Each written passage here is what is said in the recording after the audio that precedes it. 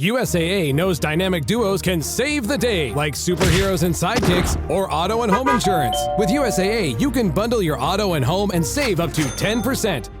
Learn more and get a quote at usaa.com/bundle. Restrictions apply.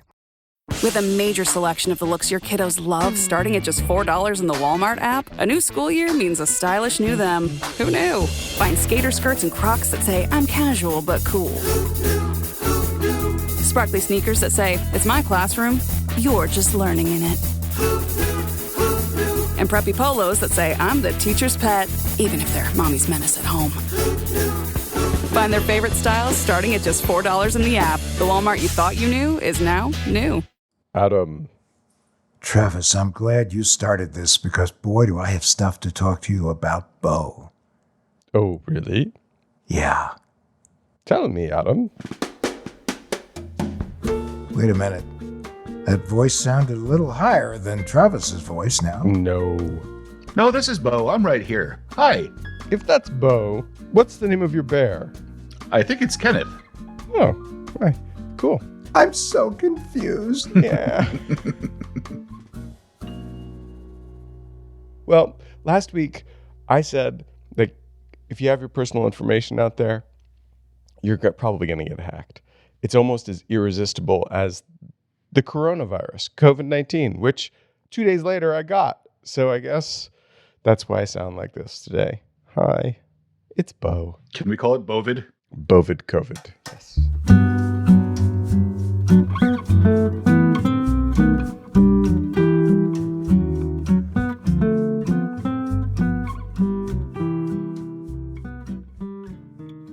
I sent something to you, Travis, just now. I got an email asking what manager they should use. I said, I'm not going to tell you a particular one because if it goes wrong, I don't want to have you come back to me and complain. But I will tell you some basic things, which is, you should pay for it and you should read reviews before you choose. And you should hire the manager for the Eagles. Oh, wrong manager. So I sent the email and I immediately got an Earthlink email saying, could you please hit this link and confirm your identity? Do you think that was a hack? Do you think that was a spear phishing email? Or do you think somebody was actually listening to the show and asking a question about password managers? I think someone was listening to the show and actually asking a question about password managers. We've beaten that drum a few times. So I think it's totally fair that someone would want to write in and ask more. I think that I'm right and Travis is wrong, because if I were looking to hack somebody and I listened to this show, I'd be looking for some clever ways to do it, to clone Earthlink's verification system. Did you say Earthlink link or Earthling link? No, Earthlink. and that to me seems like a clever way to do it. Yeah, but the link in there went to an actual earthlink.net link. It wasn't a spoofed link or anything like that. And Earthlink, as part of its services, does have a spam protection thing that will block incoming or unrecognized email addresses. All right, I might have COVID, but on your feet, buddy. Yeah. Did you check that URL to see that there were no Russian alphabetic, Cyrillic letters in there? I did. You did? Mm-hmm. I don't believe you. And there was Yiddish. Oh, my God. And then the other question is, it would be if there were a Cyrillic character in there. What do you call that? Type squat? URL typo squatting? Or how do you do that? What do you call that? Typo squatting is a good name for it. Kind of typo squatting. Yeah. So if there had been, wouldn't it be pretty easy for the link to go to a site that looked like Earthlink? You could, but I think one of the things, especially if you're looking at a message on Gmail, the font that they use makes it look a lot more apparent. I think it's a Arial font by default. And so if you have something like a Cyrillic character replacing something, or if you are using zeros instead of O's, that font usually makes it pretty easy to confirm. Also, if you mouse over the link, it'll tell you whether the destination is. So if you get something in your email, you can say like, this is CNN.com, and it's actually going to I'm going to hack you.ru or something like that. Wait, Travis, do that again. This is CNN.com.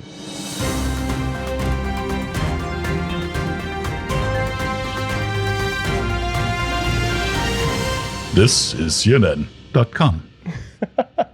I think we're going to lose Travis. They're going to want his voice. And why are we talking about like mice and Cyrillic pottery? What does that have to do with? Okay, so Cyrillic alphabet is the alphabet that a lot of languages are in Eastern Europe are written in, and they are often used for typo squatting on URLs, which just means that they'll take a Russian character, what we would call a Russian character, Cyrillic character, and that looks just like an English one, and replace it in a URL. So does that mean since Putin is a Russian character, we could get him replaced too? Yeah.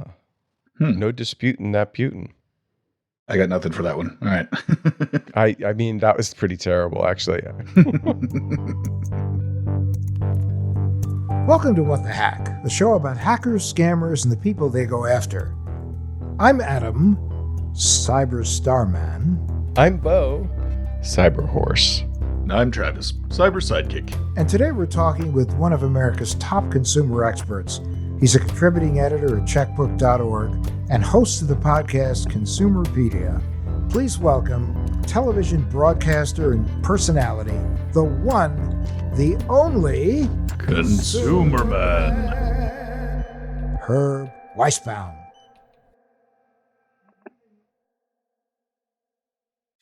Hey, it's Paris. You know I love sparkly things, right? Like stars. Duh. And thanks to Hilton and AutoCamp, I just slept under them. Picture me, serving looks by the fire outside my luxurious Airstream, making s'mores with the kids, while a national park is our backdrop. The great outdoors meets Hilton hospitality. That's hot. Explore all the new ways to stay at Hilton.com. Hilton for the stay. This episode is sponsored by Friskies, who would like to tell your cats hi. Now, if that didn't get your cat's attention, there is one thing that always does the trick.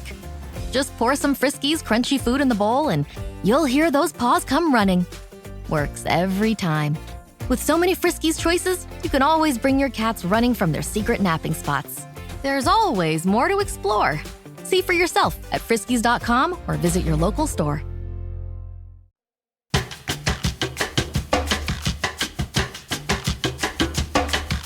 So Herb, with an unbelievably impressive resume like you have, and you really have been the consumer's guardian, and you and I have worked together for, golly, way over 20 years, all the way back to the Credit Card Reform Act. And before that, you've always stood up, and that's a pretty exciting thing about standing up. So the question is, how did you get into this business? How did you want to become the voice of the consumer? Was there something in your life, some mysterious part of your past that I don't know about, that brought you to where we are today? By the way, as I'm getting older, it's harder and harder to stand up. I'm sure you know what I'm talking about. But Yeah. People ask me that, and I always tell this story. It's not necessarily the reason, but it's one of the things that I just look back on. When I was a teenager in King of Prussia, Pennsylvania, and I was driving home from visiting my girlfriend, my old car broke down. It was a Plymouth.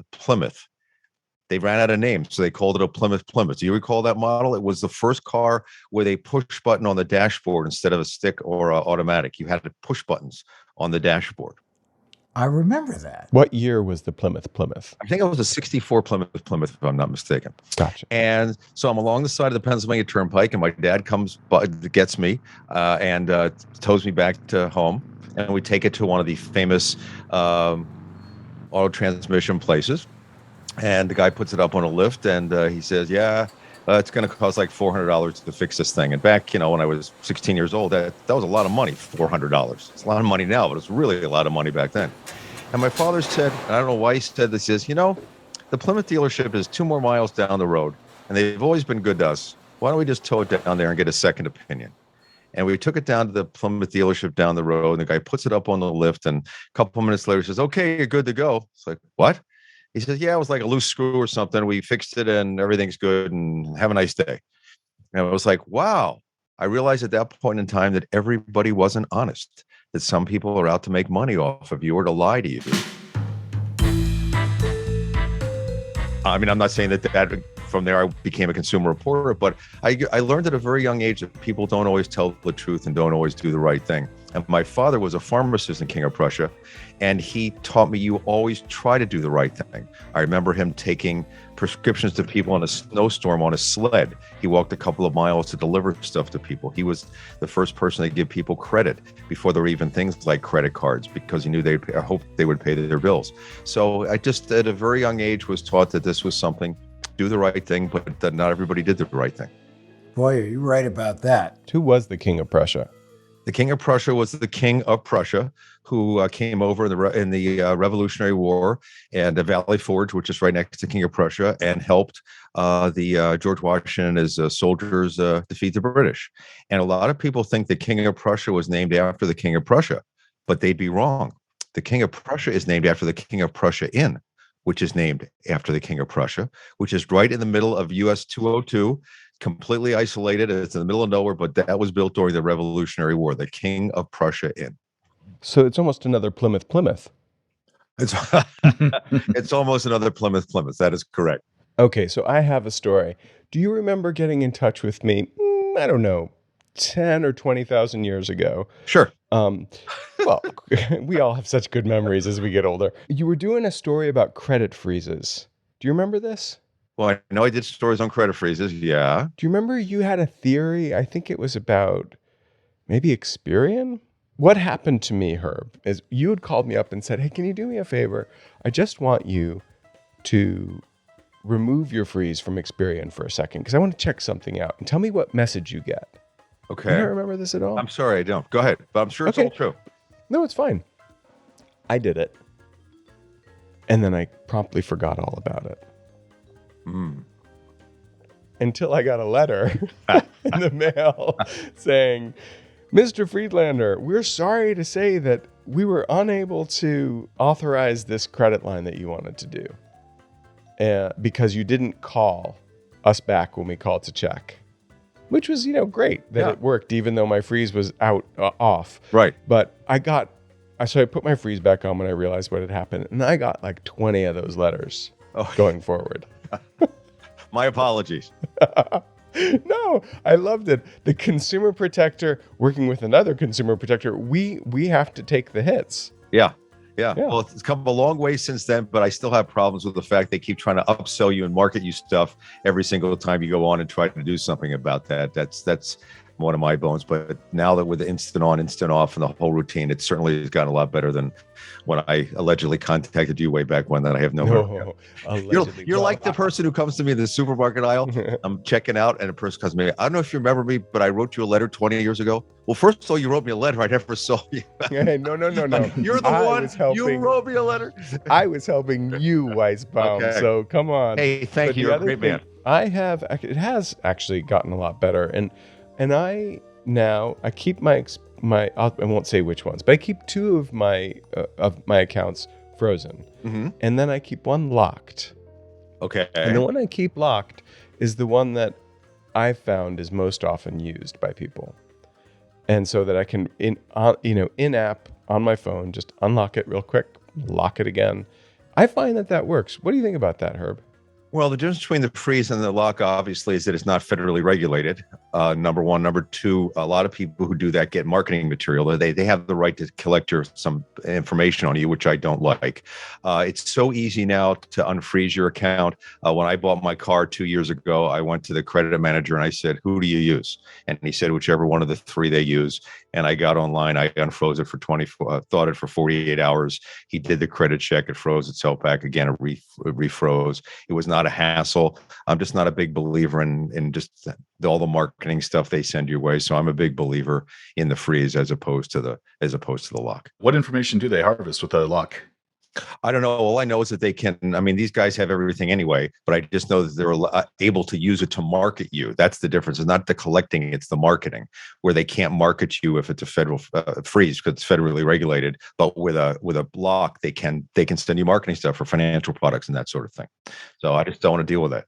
I think the other question I have, and this is just more for the audience, each time I've suggested to people, not on the show, that they freeze their credit, they also freeze, somewhat ironically, because they seem to think it's going to be some huge daunting task to do it. When you say it's gotten easier, what should people know? I mean, you go online, you answer a few questions, you set up a PIN, and I don't know, I can't remember, I done it a while ago, but I think it's, like a couple of minutes at the most. Make sure you put the PIN somewhere safely, secure where you can get it if you need it, because if not, you're going to jump through a million hoops. And to unlock it, you can literally do it again. Just go right online or on your phone, and you can do it. And it happens almost instantaneously. I think it's 30 minutes or less it's required, but it happens almost instantaneously. It's the only thing you can do to proactively stop bad guys from opening new accounts in your name.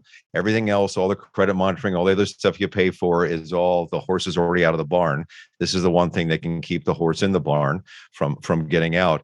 And I had a situation a couple of years ago where my wife had a credit union account. I wanted to put my name on the account, and I forgot that I had a freeze on all my credit reports. And she called from the bank. She says, "They're telling me they can't put you on. We have a freeze." It's like, right. Yes, it did exactly what it was supposed to do, because if I'd been a bad guy trying to get on that account, it would have blocked me from doing it. I had no need to be on the account, really. I didn't bother with it, but it actually worked in real time, in real life. It did what it was supposed to do if I had been a bad guy trying to get on my account. It's easy, it's free. It doesn't affect anything with your other creditors. It doesn't affect your credit score, another big myth. And a lot of people who get the Identity Theft Resource Center, who I know Adam works with a lot, they just did a recent study where people who get the data breach notices do not respond by making sure their accounts are frozen, which is probably the number one thing you should do. Well, you don't have to wait for data breach. Your stuff's out there, as you guys all know. You should be doing that proactively now. But I can't encourage people enough to do that. And as Adam would say, and for your kids, Javelin says 1.25 million kids had their identity stolen last year. 1.25 million. So Herb, while we're on a roll here on freezes, how easy is it to be able to freeze your kids' credit now? I haven't done it because I have no kids, but it takes a little bit more hoops to jump through. You have to prove, first of all, who you are, and then you have to prove that you're their parent or the guardian. It's just a little bit more paperwork, but I know a lot of parents who've done it, and it wasn't that big a deal, and it's certainly something that you could really do to protect your kids. I mean, I can't imagine if your kid decides gets old enough to get a credit card or a student loan, all of a sudden everything is blocked and stopped because you've had all these credit cards and run up all these bills and are delinquent and have defaults and all this kind of thing, and your kid never had any of that kind of stuff because some bad guy created a synthetic identity and is playing your kid. I mean, this is the one really financial thing you can do to protect your kid.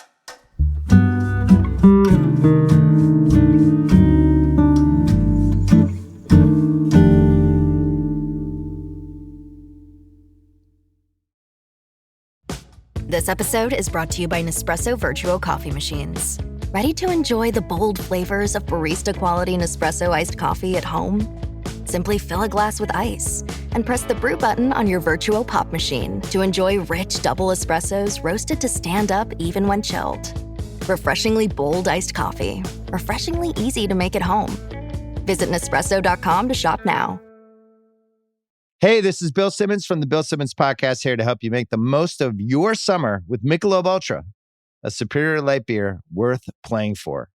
Play for it with the guys when you're competing to see who can sink more birdies on the golf course, because winning tastes even better with Ultra on the line. Play for Ultra. Fill your fridge with Michelob Ultra this summer. Enjoy responsibly. Copyright 2025 Anheuser-Busch Michelob Ultra Light Beer, St. Louis, Missouri.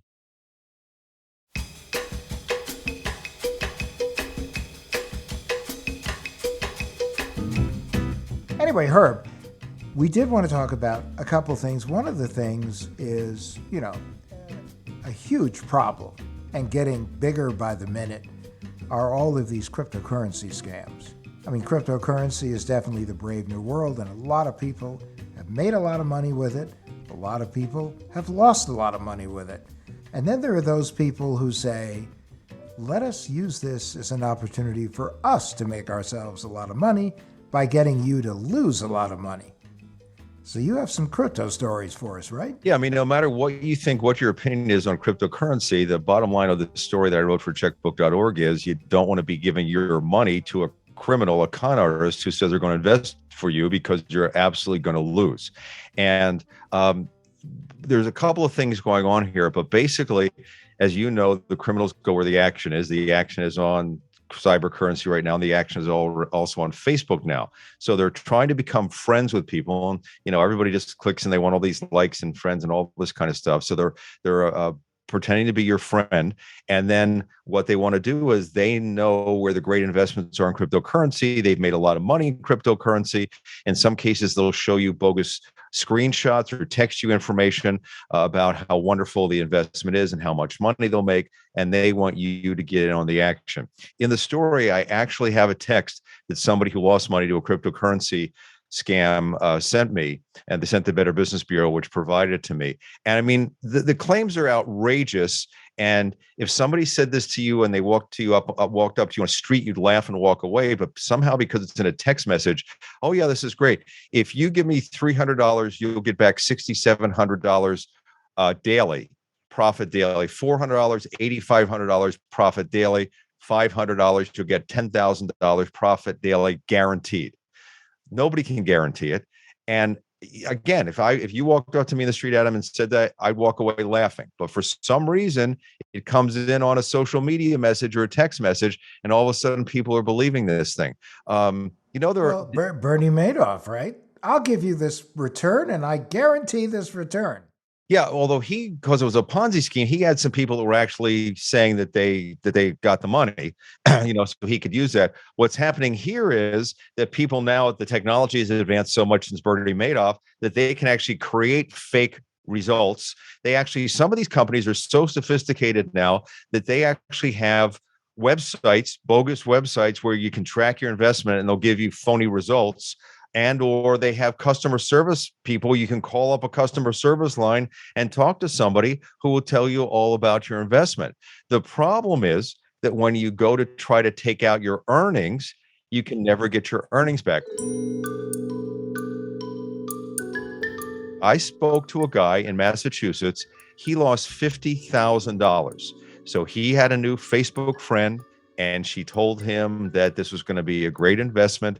So he decided to start slowly, $25,000. I don't consider that slowly, but he started with $25,000, and he did really well. And she told him, if you put another $25,000 in, you can increase your results even faster. So he put another $25,000 in, and before long, he supposedly had $560,000. They showed him. It was right there on his account. It was right there on the screen. So he decided, I'm going to take out my initial $50,000 investment to protect myself, and everything else can be funny money. They gave him the runaround for a couple of weeks, and then they told him that he'd have to withdraw the entire amount if he wanted to get his money back, and he would have to pay an overseas handling fee of $28,000. Couldn't take his earnings and use that for the fee. This had to be fresh money. He had to put, and that's what they always do. You can't take it out of what you made. You got to give us fresh money, another way to steal even more money for you. So he realizes that he was dealing with a con artist. He filed complaints with the police in Hong Kong, where they were based, the FBI, the BBB, but he realizes that he's never going to see his money again, and said people need to be really skeptical of a new Facebook friend or someone who encourages you to do this. One thing that stuck up to me when you were talking is, there's a term I'd never heard before, and if someone used it in about an investment, I would stop in my tracks, which is fresh money. Mm-hmm. I've never heard that phrase before, but I'm definitely not going to offer any. Right. And I don't know that anybody ever uses that term, but what they tell them is they've got to, it is, what the bottom line is, you have all this money. I can't take my fees out of that money. I mean, it's like, no, it makes no sense. It makes no sense whatsoever. But of course, by that point, they got your money, and they're gone, and you're never going to see your money again. The other thing is that what they're now doing is, and this is a great use of con artist skills, they're combining the romance scam with the crypto scam. So in the old days, when we first started reporting on romance scams, you fell in love with someone online, which I to this day don't know how that ever happens, but that happens all the time. So you fall in love with this person, and it used to be that they gave you a sob story. I'm sick. I need some money. I'm overseas. I need to get back. My daughter has an operation. Could you please, whatever it is, and you had to give them money. Now they're pretending to be a brilliant crypto investor. So, they're a financial whiz. I'm making all this money and I can't wait to see you. And like, because I'm doing so well, like you should be able to. So when I see you have even more money, you should be able to cash in on this as well. Let me share with you what I'm doing. So now you're giving your love interest your money and they're crypto scamming you as opposed to having to give you a sob story in order to get the money. That's just happened in the last year or so. It's a really, really serious one. It's really taken off. So any of your quote unquote love interests who you met on social media that tries to get you invest in crypto scams, cryptocurrency, man, oh man, run away. Adam, that was Amanda. Yes. That happened to a previous guest on our podcast. Amanda had Italian. We called him, what did we call him? Lira Crypto? Yeah, Lira Crypto. Yeah. And he sent along images to the person we had on the show of Italian wine just to let her know that he was in fact from Italy. It was and very rich. Yeah, it was a nice touch.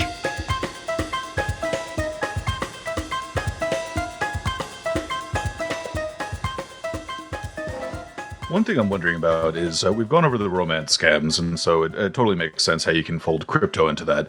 And it's sort of become a running joke about getting the Nigerian prince email scam and things like that. For these investing scams, is there any new tack that they're trying, or is it really just the same old stuff? If you just swap out the word, Nigerian prince with crypto or investing or something, is there something new that's being brought to the table here? Or is it just a old school scam with new currency? Well, by the way, speaking of the Nigerian scam, I've been doing this so long, since Adam's been in diapers, that I have the original Nigerian letters. I mean, letters with stamps on from Nigeria, and then it went to a fax, and then it went to email. But it's the pitch. It's the pitch that's the same, and the technology is what changes. So they're still playing on greed. They're still playing on gullibility. They're still playing on get rich quick. All that kind of stuff. Even the technology has changed. It actually just helps them make the scam seem more legitimate. They can use these bogus screenshots. They can have bogus websites. They can friend you where you don't stop and think that anybody can become a friend. They can use the stuff you put out on your Facebook account to become the person who wants to become your love interest, where before it would be a lot harder to figure all that kind of stuff out. So it's just that the technology has made it easier for them to figure out how to specifically target you and to let your guard down, and then to convince you that the scam is legitimate. Where in the old days, it was a lot harder to do that. I mean, a letter that says I have all the gold that Saddam Hussein left behind is a lot harder than if you had today and you had a screenshot that showed the gold and you found it and somebody tested, that kind of thing. It's the same appeal that is going on. It's just the technology makes it so much easier to target people and convince people that I don't know why. And it's just studies have shown this. People believe something digitally that they'd laugh at if somebody gave it to them in the linear world or the non-digital world. If somebody said this to you and walked up to you on the street and says, "Hi, I have this bag of money. It's got $1,000 in it. Would you give me $2,000 or whatever?" You'd laugh. You'd walk away. Get away from me, you idiot. All right, but now, I have three observations. The first is when I was in diapers, I actually was writing Nigerian scam letters because that's how I learned originally how to write. And I'm wearing diapers right now. That's true. and then that's the great thing about life. It's all a circle. We start with diapers, we end with diapers. But now I think the cryptocurrency scam is a little different than Nigerian scam because Me too. Nigerian it's based on fact. Scam, yeah, it was about you were an heir to something that you weren't, or that they were trying to. But with cryptocurrency, I mean, people see regular people. This is like when we went through the meme stock craze. Is regular people were like diving into stocks and they were going crazy and people were making a fortune. Well, in this case, real people are becoming millionaires and billionaires on this. But that being said, a scam is a scam is a scam. Mm-hmm. So, but there is the FOMO. The FOMO thing is real. And the Nigerian scam also, you could see the angle, even if it wasn't like you're an heir to this or that. It was like, you could see like, oh my gosh, if I do this, the tax hit is going to be so extreme that I lose no matter what. No matter what the angle was, you couldn't win. No, but you're thinking about taxes. A lot of people go, well, if I could work a deal with the Nigerian prince, maybe I could move the. Yeah, those people were trying to be culpable as well. I mean, they were actually trying to do a scam, so that you had to get people who were willing to commit a scam in order to do this kind of thing. Right. Okay. So past that, outside of assuming everybody's trying to scam you. Yeah. And checking if these sites and companies are actually official. What can people do to not get scammed about this? Only work with a licensed and registered securities broker, somebody locally in your state.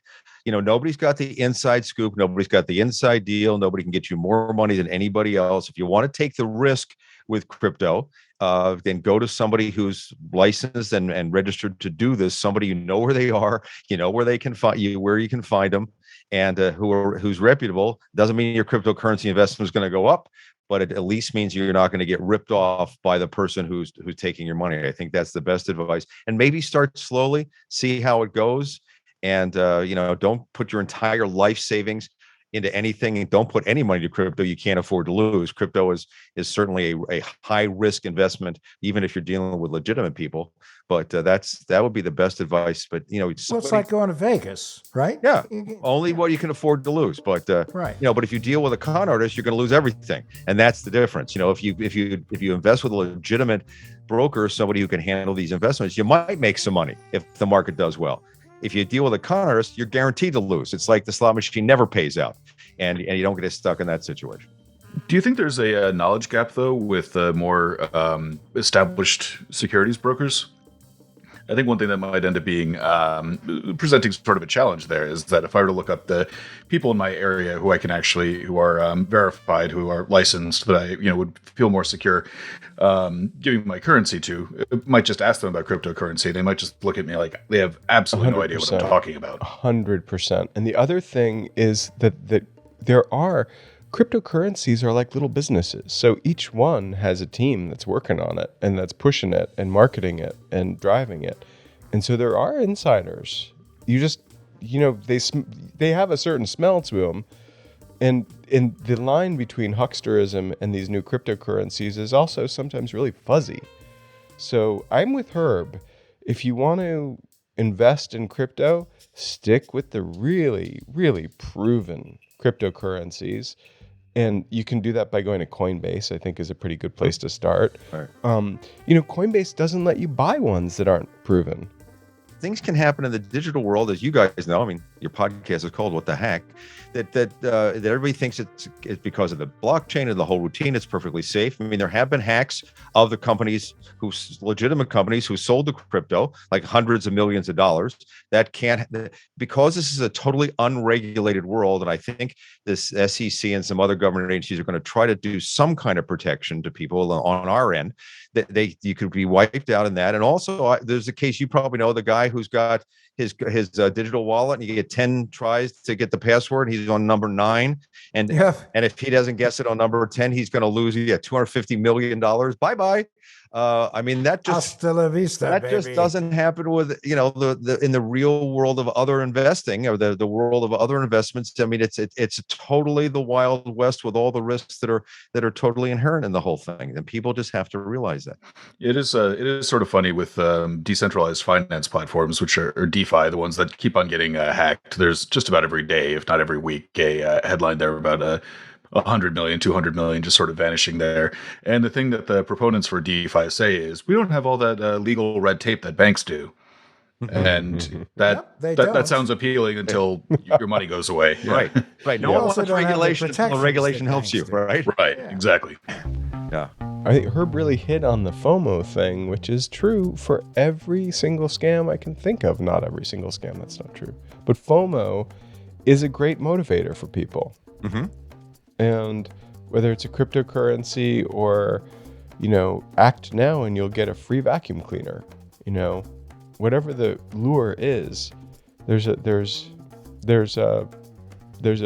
big old hungry dumb fish on the other end. And in my career, I've talked to hundreds and hundreds of scam victims, and they almost always say the same thing at the end.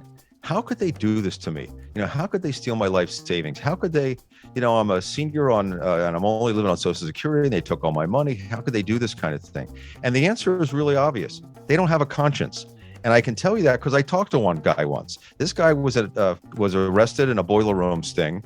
He took in personally over $1 million over his career with this boiler room. And he was about to be sentenced, and he agreed to talk to me here in Seattle because he was hoping the judge would go lighter on him because he cooperated to tell how the scam worked. And I asked him point blank, how do you sleep at night? First of all, I said, what do you do with all the money you made? And it was like, it went to drugs, it went up my nose, we got the most expensive bottles of wine and champagne and sports cars and steak dinners. And, it went out as fast as it came in. And then I said, how do you sleep at night? I mean, you're stealing money, like savings from people. And he said, man, I sleep just fine. He says, my job is to steal your money and your job is to not fall for the con. And if you're too stupid to give me your money, that's your problem, not mine. That's where they're coming from. These guys have no conscience whatsoever. You cannot rely on the fact that somebody won't hurt you. You have to count on the fact that there are people out there, predators, sharks, who will hurt you and do just fine going to sleep that night and then doing it to somebody else the next day. And that is a reality check that everybody needs to realize. It reminds me a little bit of the TV series Mad Men. Not sure if anyone here has watched that, but at one point someone asked the main character, Don Draper, how do you sleep at night? A bed made of money. And that's what I think about with these scammers. Yeah, that's exactly right. They just, and if you're someone in one of these other poorer countries, if you scam somebody, your logic is, and I talked to one of them, you're all rich as can be in America. You guys got more money than you know what to do with. The roads are paved in gold. And if I get $10,000 from you, I made it for life. So it's like, all I'm doing is balancing the equation. I'm not doing a little social justice here. So that's where these guys are coming from. And you got to realize that.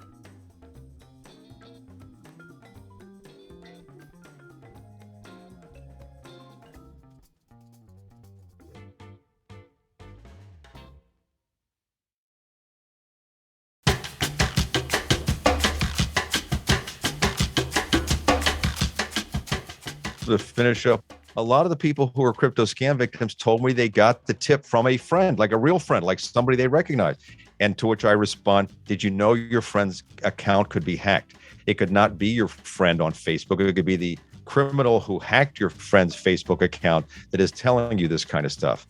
But it also could be your friend who thought they got something that was cool, they wanted to share with you, and they never realized that they were sending you something that was infected. Correct. It's also not really that heavy of a lift to set up a Facebook account, take someone's name and then their image off of a Google image search, and then just say, hey, I'm your friend, especially if they can see your LinkedIn profile or something like that, and then just pretend to be one of your connections. Exactly. And I like the undo button metaphor because it's like, carpentry too, measure twice, cut once, because there's no such thing as a board stretcher. Right. These things are permanent once you do them. Yep. Or they're, at least if they're not permanent, they're really annoying. Yeah. See, Herb, and when Beau talks about carpentry and everything, we're talking about Grizzly Dan now. Yeah. I mean, this is a man who moved to the country, befriended Kenneth the Bear, and now pretty much does everything himself. The only thing he hasn't gone and shoot dinner because he doesn't believe in shooting things. No, I just tackle it and gnaw on its leg. But but you failed to mention, Adam, that I also have befriended Kenneth the Bear. We've named him. And I take him around lovingly in the bucket of my tractor all over the property. And he just likes to sit there with a cocktail and look at things. He's a cute bear. Well, Beau, I went to Syracuse and they have a forestry school there. You look like all the kids who are in forestry school. I do. I resemble that comment. Yeah. He's so rustic, he has wood burning COVID. Herb, this has been awesome. Thank you. It was really fun. Thank you so much. And thrilled to have had you on the show. Want to get you back again. Heaven knows you have a true inventory of great stories to share, and we appreciate you coming on today and sharing. And if I might just say, if folks go to my website, ConsumerMan.com, which I know you go to all the time, Adam, there's a thing at the top where you can sign up for my weekly newsletter. You get all my checkbook stories. You get the links to the Consumerpedia podcast. The only one who sees that list besides me is Sam, my dog. I don't rent it, share it, sell it, give it to anybody. So you'll get a little newsletter from me every week with all the stuff going on in the consumer world. Oh, see, I thought when you said Sam, it was Uncle Sam. But okay, Sam, my dog. We don't like to share with Uncle Sam. Absolutely not. Take care.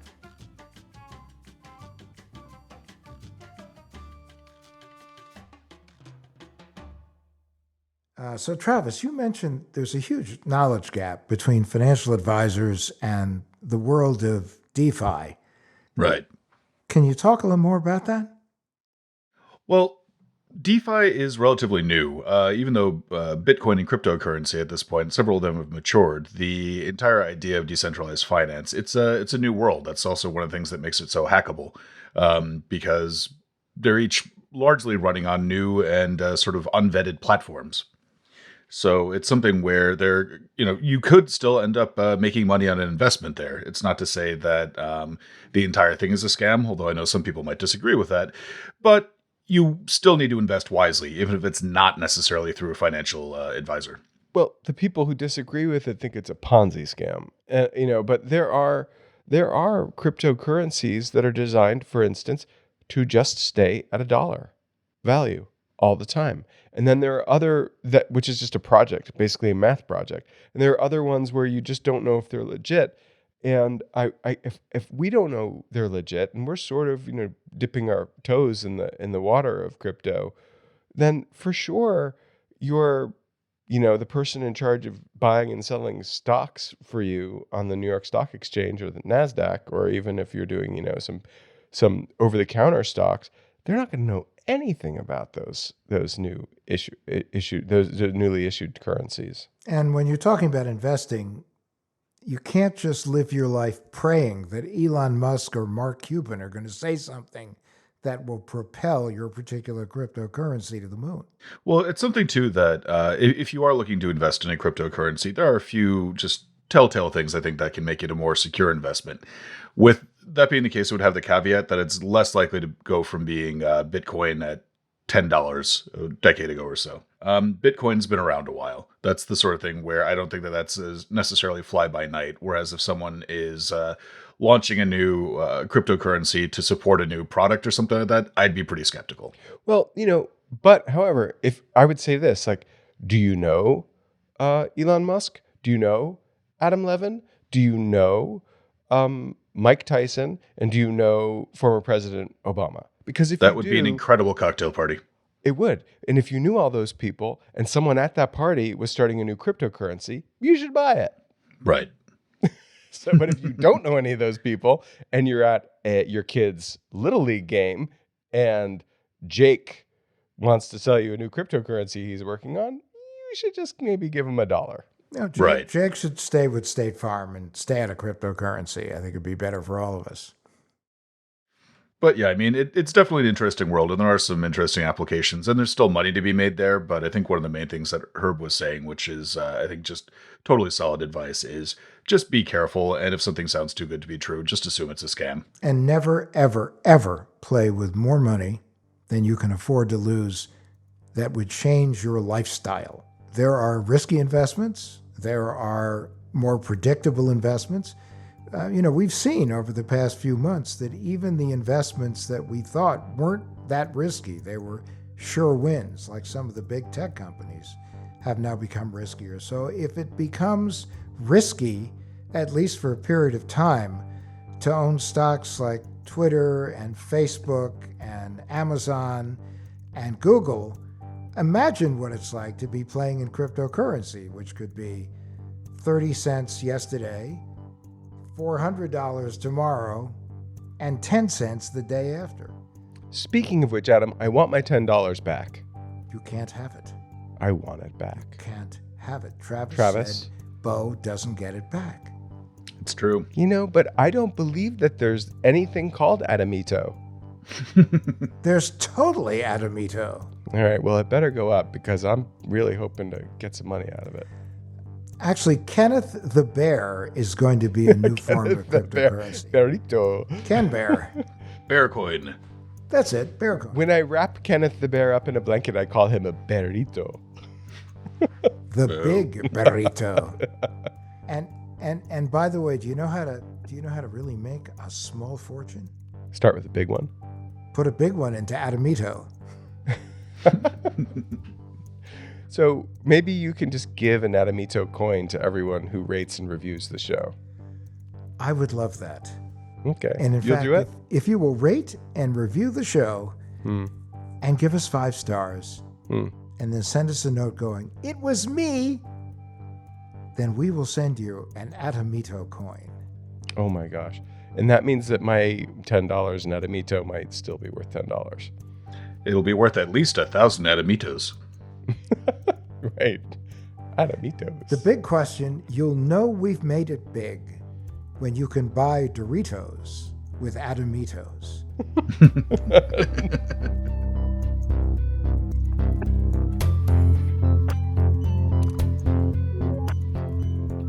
What the Heck with Adam Levin is a production of Loud Tree Media. It's produced by Andrew Stephen, the man with 2 first names. You can find us online at loudtreemedia.com and on Instagram, Twitter, and Facebook at Adam K. Levin.